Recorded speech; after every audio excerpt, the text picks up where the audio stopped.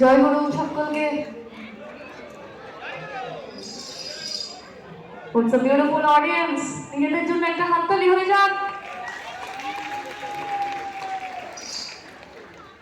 সকলের উপস্থিতি আজকে খুব সুন্দর লাগছে।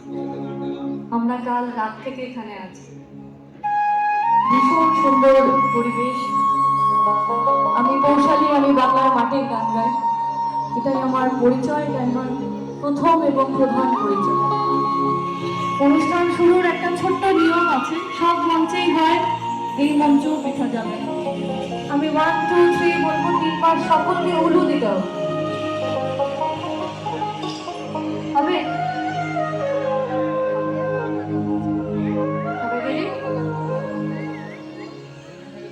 1 2 1 2 3 start.